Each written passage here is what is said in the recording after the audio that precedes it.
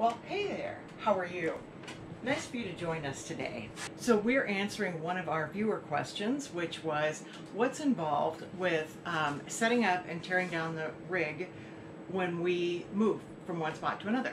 And it's a little different depending on whether we are going to be boondocking or whether we are boondocking and where we're going. But in this case, we're going to show you the full setup and tear down because we are moving from an RV park where we have full hookups to another RV park where we will have full hookups. So you'll see the fun part of hooking up the water and sewer and electric. But I'm going to show you the inside too. So this particular segment is about the tear down.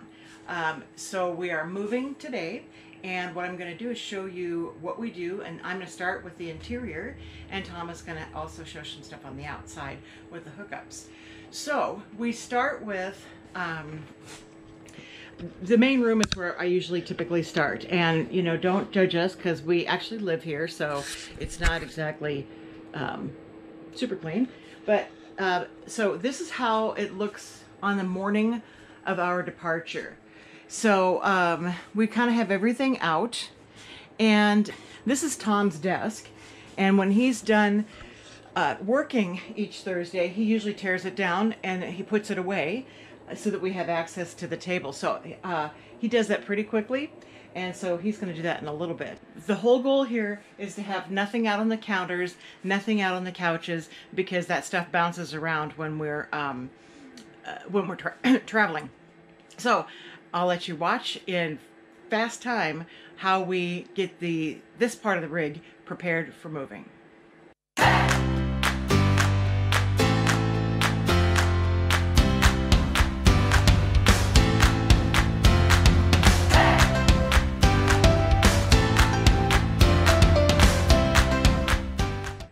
Everything has dual purposes. Well, not everything. It's good for things to have dual purpose. And one of the things that we do is we use the throw pillows that we have in the rig to keep things from rattling around when we move. So to show you what I mean, put you right here. We've got most of our stuff is plastic, but the mugs are ceramic. Everything else is either plastic or Corelle, but we just don't want things moving around and falling out when we come in or when we open up. So we do a little extra cushioning to make sure that these things don't move around too much and fall out. By the way, a hack. I promised you we'd show you some RV hacks, and one of the RV hacks that we learned from one of our wayfaring strangers is the way to block the magnetic pull. So let me show you what I mean. Normally, all the drawers and cabinets in an RV are made with super strong magnets, so again that the drawers won't open when we're in transit, which can be a mess. And so it's great, but the difficulty is really hard. They're hard to open when you're parked. So one of the things that we did is we took some washers, and when we are parked, not when we're moving, we put the washer over the magnet so that the door becomes very easy to open and close. Right now it's pushed open by the pillow. So one of the tear down things that we have to remember to do is to remove all the washers that we've used, and we use them primarily in the kitchen. The bedroom really doesn't matter. And I do a quick check to make sure I didn't miss anything. So they should be hard to pull open a little bit. Whoops, I did miss one. Now that we've got the living room secure, we're going to make sure the bathroom is secure. Oops, better put that Windex away. So all the soap and stuff that's up there needs to come down, and there needs to be nothing on the countertop, and that seat needs to come down. So the beauty of it is I got some magical powers, so I can do this a whole lot faster than I did the rest of the house. So take a look, watch me do it. So here's how it looks now. And just like that, everything's taken care of. So another RV hack that we use to make our stuff travel better is what we do in the fridge for travel. Well, actually we do it, it's like this all the time. But what we've done is we have First of all, put in that rubbery shelf stuff into the refrigerator for every shelf to keep things from sliding around. And then we also have added bins so that, again, stuff won't slide around. And the other thing that I did, which is learning the hard way, is when I buy my eggs, I kept this, I'll take it out, it's easier.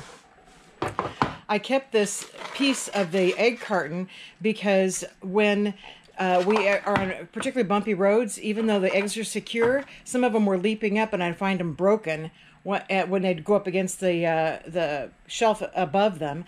So now I cushion them with this styrofoam from the egg carton, and I haven't had any broken eggs since. Tom works obviously right here, and every week he sets his office up and he tears it down, and it's pretty quick. It's pretty quick, yep. So I'm just gonna unplug everything down below here. There. I'm gonna unplug everything up here. The monitors have to go in first, and I've marked the top so I know which monitor goes on which side. Oh, that's smart. I didn't know you did that. Yeah. So this is his office bin. So the two monitors go in first. How easy it is to come out. This one has to twist the other direction to fit. So the monitors go in, the cords go in. I got some microfiber stuff that I wrap the keyboard up in.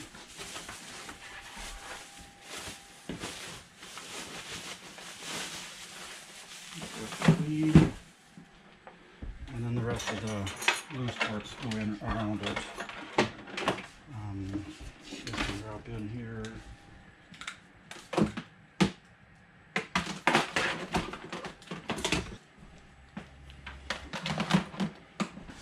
Well, just show them where that bin goes. It looks kind of heavy.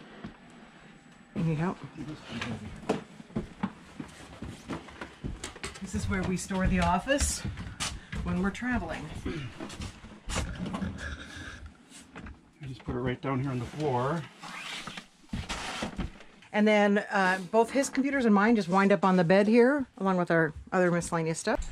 So we always try to wipe down counters and sweep and kind of make sure things are put away every time we move. We always sweep under these lips for the slides, because we've been in a lot of dusty places and dirt where there's rocks and stuff, and you get little tiny rocks underneath those slides, and when they come in and go out, they're going to scratch the floor.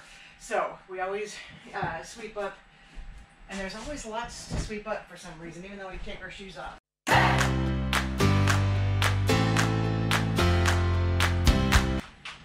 All right. I think we're pretty close to being ready. So we have a checklist that we do after we get the place cleaned up and cleared out, because if we don't use this checklist, we'll miss something and it could be an expensive mistake. There's a checklist on my phone called Checklist, and I have every different part of the setting up the rig and tearing it down. I have it on here. So we're in the process of morning of departure. So I'm going to go to the morning of departure list.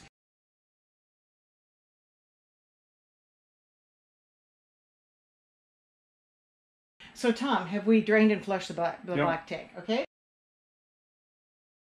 So I'm getting ready to dump tanks. We're at the control panel here. We can see the fresh is at empty, which is great because we don't want to travel with a lot of water in there.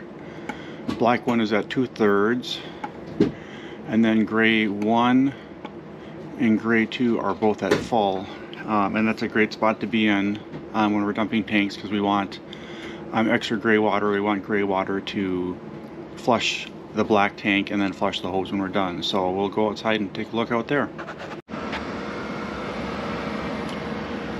So here's our connection at this park. We have full hookups here. So we have the sewer hose, you can see runs all the way down to the end there where we've got a sewer port. we have this, it's called the Valterra valve on here, which is really important because it seems like you always collect a little bit of water in here, and when you pull that cap off without that valve on, that water pours out on the ground, which isn't good, or it pours out on you, which is even worse. So we keep that valve closed until we've got everything hooked up, and then we'll pull that valve, and you can see that there'll be a little bit of water that comes out of there, probably. Oh, it's pretty empty now because we've dumped this a couple times already, so it's doing all right. If we were traveling, we might get some leakage through there. The black tank is down on this level, and what we can actually do is we can use that gray tank. We close the Valterra valve after we've dumped the black, and all that water rushes into the gray tank, or into the black tank, and stirs it all up to get as much stuff out of there as possible. And then we'll reflush. We'll open the valve here again and let everything run out. So we're gonna go ahead and do that. We're not gonna go through the whole, watch all the tanks drain here and everything, because that takes a long time. But we're gonna start with the black here, and we'll let that one go. And when that's done dumping, then we'll go ahead and open the gray. So the black tank is pretty much finished here. And so what I'm going to do is I've closed the valve on the dump down here. And now what I'm going to do is I'm going to open gray 2. And when I open gray 2, I can hear all the water rushing from the tank up above, and that's all filling into the black tank now. So when that water stops running, then I'm going to open the valve down here again and let all that water and material run out. The other thing that I'm going to do here is, because we're going to another campground with full hookups, I put the little flow meter valve on the black tank. We use this to flush the black tank out, but we can put water into the black tank with that as well. So what I'm going to do is I'm going to put maybe 10 gallons in there. And that way, as we drive, that water is going to slosh around in there, and it's going to stir up anything that's remaining in there. And then as soon as we get to the next campground, we're gonna dump that again and get as much stuff out of there as possible. And we're gonna actually do the same thing with the gray 2 tank. Marquita has some bleach and things, so we'll put some water into that as well, and we'll let that slosh around in that tank, because that tank gets food particles and things like that in there, and we'll get as much of that cleaned out as possible as well. So that's basically the whole process of flushing. So that's it for now. Have you treated the black tank Yep. yet? Okay. And what do you do when you treat the black tank? I take a little scoop of Happy Campers, it's a little powder thing. We just dump it down the toilet, and that just sloshes around and helps break up things that are in there. Bad nasties, the lickies. One of the things on our list is to treat the gray tank. So we'll show you what it looks like to treat the gray tank.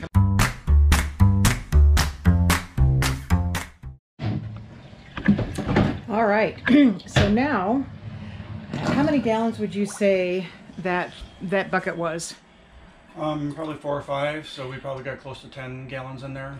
So now we're gonna, even though we said we don't like to travel with water, we're gonna travel with about 10 gallons, so that will slosh around and try to get all the creddies out of our gray tank. Yep. Now we're going to do the other stuff. So the next one is, Tom, is the bedroom closet latched. So we're gonna walk through and show you the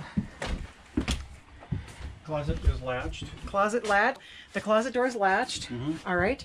The bedroom windows are closed and shades up. You always travel with the shades up so that they don't flop around.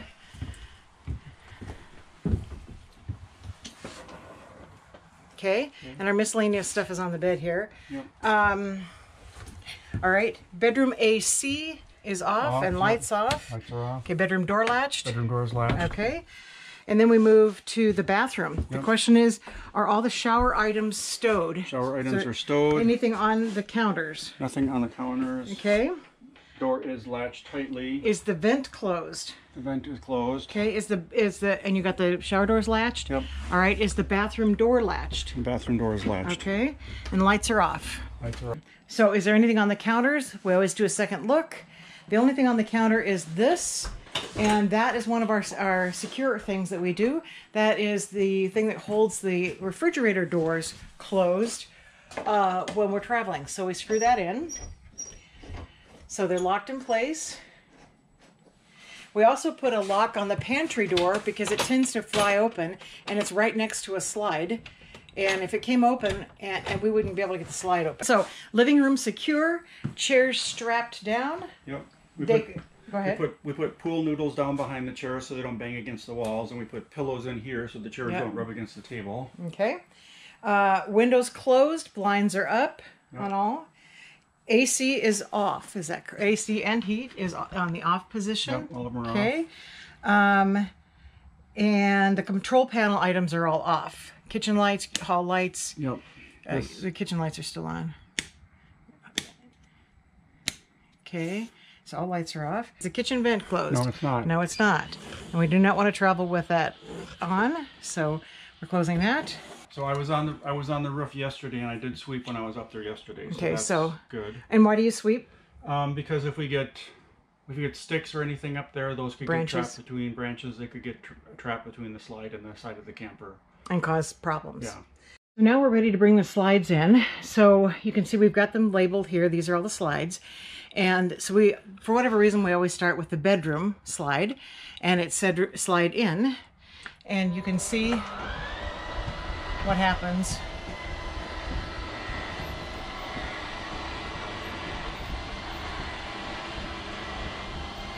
And the slide comes in.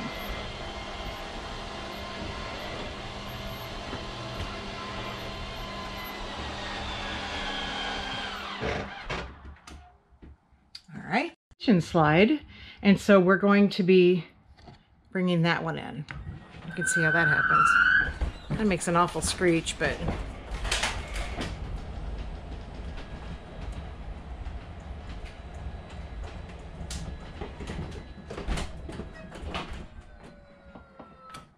okay. And then lastly, we bring in the living room slide. So the living room slide comes in.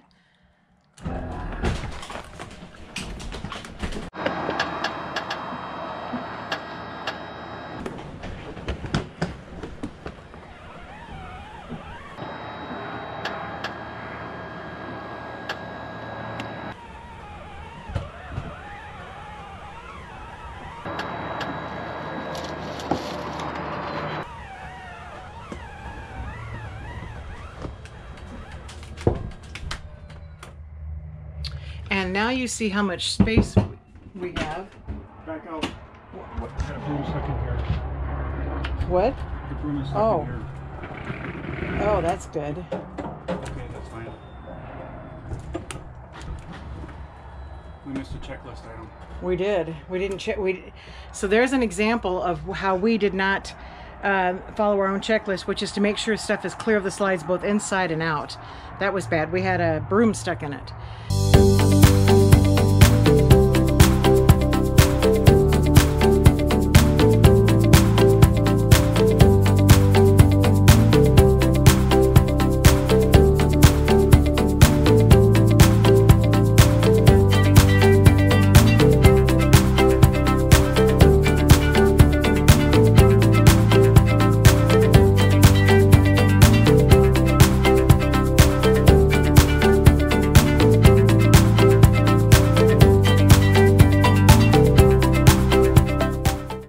Going to do a light test to make sure that the running lights are on, that the brake and turn signal lights are on, all that kind of stuff. And while we do this, I'm doing a full walk around. We walk around the rig to make sure that there's nothing we've left behind, no obstacles, that we don't have any awnings out or anything sticking out above the rig that are okay. Lights are good, and I'm just doing a full walk around. Looking for obstacles, looking for anything left behind, hoses, power cords, crap. All right.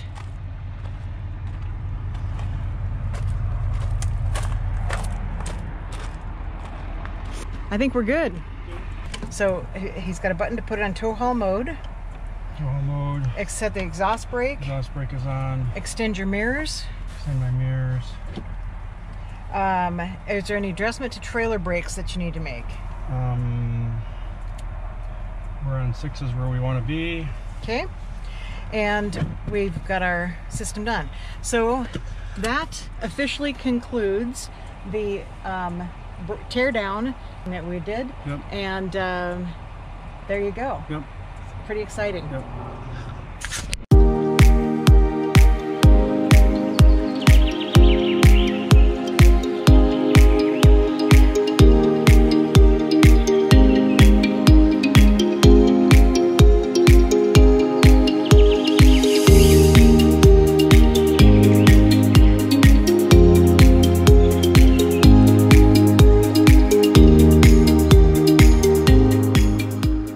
Tom did a fabulous job backing into this spot. It was pretty tight. It was one of the tighter ones we've been into. All right, so now we are doing the setup as we have arrived at our RV site, which is really kind of a nice site.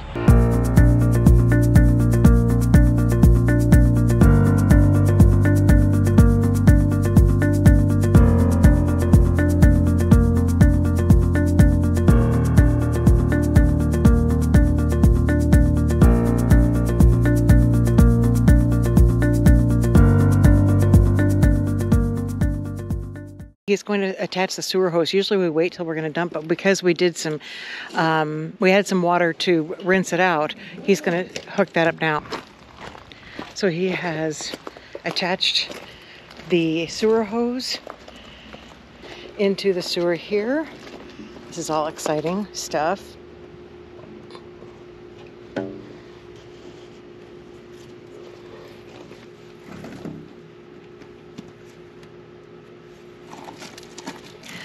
So this, I forget what this thing is called, supports the sewer hose to keep it at a downward slope so that things move as they should. And so Tom's setting that up to get it to drain well towards the actual sewer outlet. All right, I'm going to go set up on the inside. Tom's going to he's going to hook up the hose here and the power cord. And then I'm going to set up on the inside.